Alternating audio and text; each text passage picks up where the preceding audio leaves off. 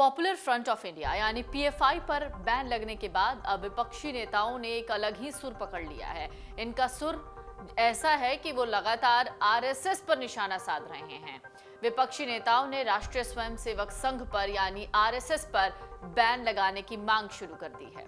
कांग्रेस सांसद के सुरेश के बाद अब राजद सुप्रीमो लालू प्रसाद यादव ने मांग की कि संघ पर भी बैन लगाया जाए। लालू यादव ने कहा कि संघ भी पूरे देश में हिंदू सांप्रदायिकता फैलाने का काम कर रही है जो पीएफआई की तरह ही है, इसलिए इसे भी बैन करो। तो सबसे पहले आरएसएस पर बैन करिए आरएसएस को, कि उससे भी बदतर संगठन है जो हिंदुत्व का कट्टरपंथ। हालांकि इससे पहले कांग्रेस सांसद का भी एक बयान आया, उन्होंने भी आरएसएस पर निशाना साधा, जिसके बाद आपको बता दें कि उन्होंने साफ तौर पर कहा कि वो आरएसएस पर भी प्रतिबंध लगाने की मांग करते हैं। पीएफआई पर बैन लग गया, जिसके बाद से लगातार रिएक्शंस सामने आ रहे हैं। विपक्षी नेता लगातार बीजेपी पर निशाना साध रहे हैं और ऐसे में आड़े हाथों ले लिया है उन्होंने आरएसएस को। आरएसएस पर भी प्रतिबंध लगाने की मांग कर दी है और कह दिया है कि पीएफआई पर बैन कोई उपाय नहीं है। आरएसएस भी पूरे देश में हिंदू सांप्रदायिकता फैला रहा है। आरएसएस और पीएफआई दोनों समान हैं, इसलिए सरकार को दोनों पर प्रतिबंध लगाना चाहिए, केवल पीएफआई पर ही बैन क्यों। पीएफआई पर बैन लगने के बाद केंद्रीय गृह मंत्री गिरिराज सिंह ने भी एक ट्वीट किया। गिरिराज सिंह ने अपने ट्वीट में लिखा, बाय बाय पीएफआई।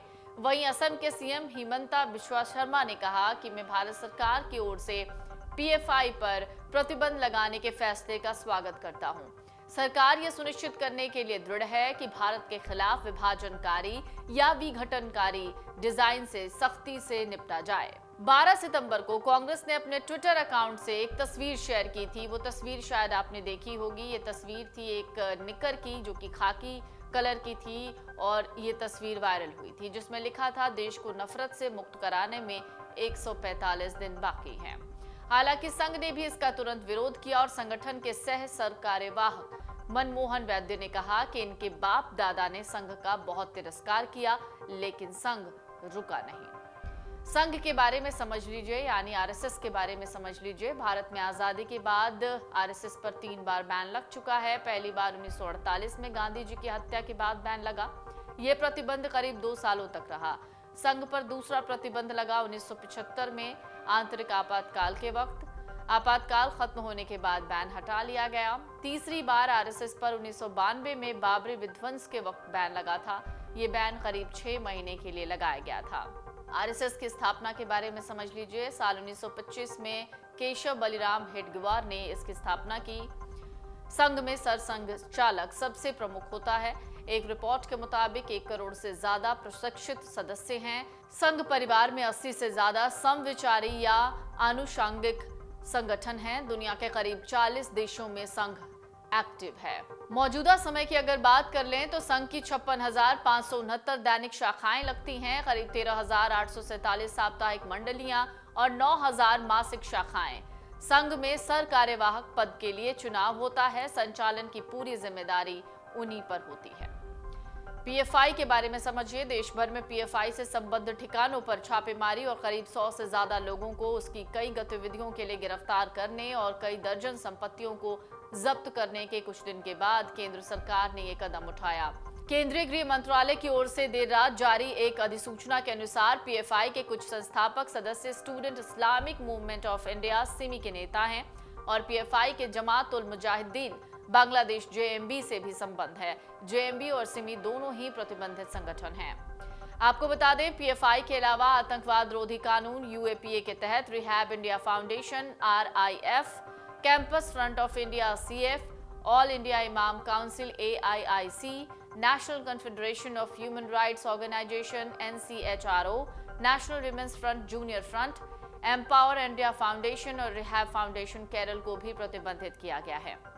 वहीं Social Democratic Party of India यानी एसडीपीआई ने केंद्र सरकार के इस फैसले का विरोध किया।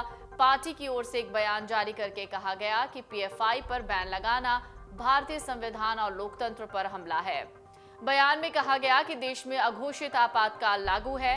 इधर कर्नाटका के सीएम बसवराज बोम्मई कहते हैं कि इस देश के लोगों द्वारा सीपीआई सीपीएम और कांग्रेस जैसे विपक्ष सहित सभी राजनीतिक दलों ने लंबे समय से मांग की थी। They were involved in anti-national activity. They were involved in a lot of violences.